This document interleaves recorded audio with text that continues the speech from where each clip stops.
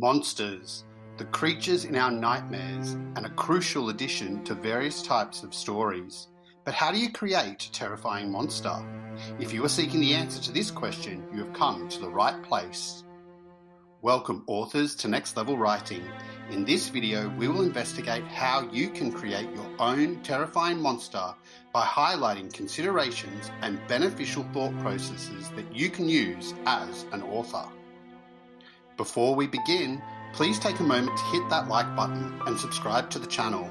Also, be sure to check out the Next Level Writing website for more videos, writing resources, and upcoming competitions. The link is in this video's description. A huge shout out to Maya, Aurora, and Sam for providing some of the terrifying images in this video. You are all very talented and inspiring. Keep up the good work. Now, it's time to get terrifyingly creative. To write about a terrifying monster, you first need to create your monster. For the first part of this video, we will highlight 4 considerations to help you focus on so that you can create that terrifying monster that has been featured in your nightmares. Consideration 1. Physical characteristics. First things first, the fun stuff. How does your monster look? Does your monster have wings, sharp teeth, scales, fur? Basically anything that an audience needs to know about your monster's appearance. At this stage, take the time to think about what makes your monster physically terrifying. It could even be helpful to draw your monster so that you can gather your thoughts and evaluate whether your monster is as scary as you want. While you were visualizing your monster, know this: monsters are functional beings. They do not mess around. So if your monster has wings, it should fly. If they have fangs, they should bite. Everything about your monster should be purposeful. Consideration 2. Psychological traits. While physical traits are important, a great monster has a psychological element. This is the impact the monster has on other characters. When considering the impact your monster has on other characters, think about how your monster creates fear. Is your monster sneaky or loud? Do they make the ground shake, or does their roar pierce the soul of other characters? For this consideration, it is imperative to focus on the impact your monster has on others. Sometimes the fear surrounding your monster can even develop by the rumours spread by the other characters. Either way, it must be absolutely terrifying. Consideration 3. Their target. Monsters are often driven by primitive forces. For this reason, it is important to consider what is driving your monster and who they are targeting. For example, does your monster feed off the fear of young children or require the tears of sorrowful people to grow in power?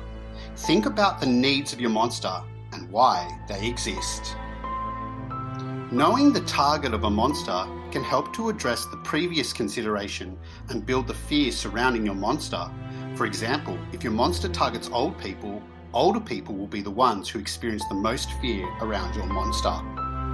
Consideration 4. Weaknesses.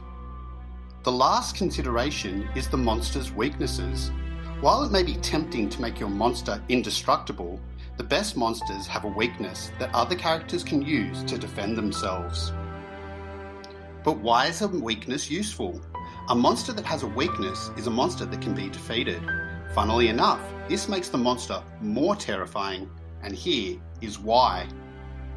The opposite of fear is hope. If a reader can feel hope about defeating the monster, they are placing themselves in the story. And by placing themselves in the story, the reader is actually bringing your monster to life, making it more terrifying. With your terrifying monster now created, it is time to bring him to life by writing about them. To help you out, here are 4 points for you to focus on that will help begin the writing process. Provide background. The first step is to create a background about your monster. Where does your monster come from? Is it from this world or another? Why is it here? Building an origin story about your monster helps to bring your monster to life. A quick warning. While providing background will bring your monster to life, it is important to leave some mystery around your monster. Do not reveal everything. and make sure to leave something to the imagination of the reader. Next step, imagination. Building off that point, remember one fact: nothing is more scary than what our minds can create. In other words, leave room for the imagination of the reader to go wild. Don't over-explain so that the reader can create fear surrounding your monster. To allow for the imagination of the reader to go wild, it is helpful to reveal information through steps. Maybe a character sees the monster feel pain, or only sees part of your monster to start with. Regardless, things to remember is that you, as the author, are in control of what the reader is exposed to. Next up, the name. Names are important. A great name can leave a lasting impact on the reader. Something to remember when naming your monster is that a name does not have to be the name. Sometimes simply the name that a character gives your monster can be an effective way of identifying your terrifying creation. Also, don't fall victim to the pressure to coming up with something creative for the name. Sometimes vague names like the unknown or the darkness can be just as effective. Next one, hard to kill. Monsters need to be tough. If a monster is easy to be defeated, it is not going to be terrifying.